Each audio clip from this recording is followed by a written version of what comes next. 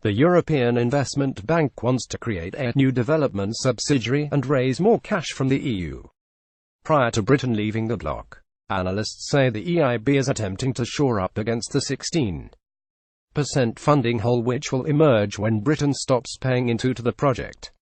The European Commission is reportedly concerned over the bank's plans to grab funds from the EU's executive arm to make up the money lost from Britain leaving the EU in 2019. EIB boss Werner Hoyer shared his plans with the EU finance ministers during the monthly meeting on December 5 in Brussels, with the ministers' reaction reported to have been muted. The EIB is the European Union's non-profit long-term lending institution established in 1958 under the Treaty of Rome. Getty European Investment Bank President Werner Hoyer left Getty. The European Investment Bank is a policy-driven bank whose shareholders are the member states of the EU. The EIB uses its financing operations to bring about European integration and social cohesion.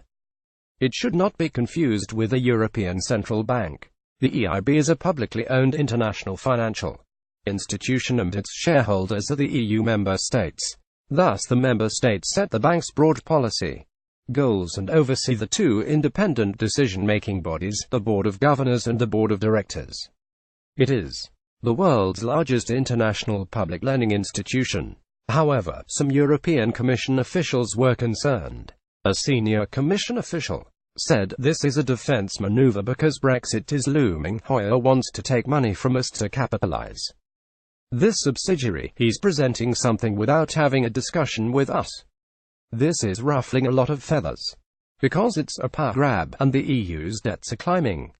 The EIB, the world's largest multilateral bank, will still owe the UK billions of pounds for decades after the country leaves the EU, the institution's chief said earlier this year. Alexander Stubb, a former Finnish Prime Minister, said Britain would not get its 16% stake back in full until 2054. The UK has paid £3.1 billion of taxpayers' money into the EIB to capitalise it and allowed the bank offer loans at low rates to fund infrastructure and other projects across the EU. Mr. Stubb told reporters in October, "Everyone on both sides of the negotiating table agree that we have to pay back the €3.5 billion, basically in cash, and that will happen over a long period, up until 2054, because that's when the loans are amortized."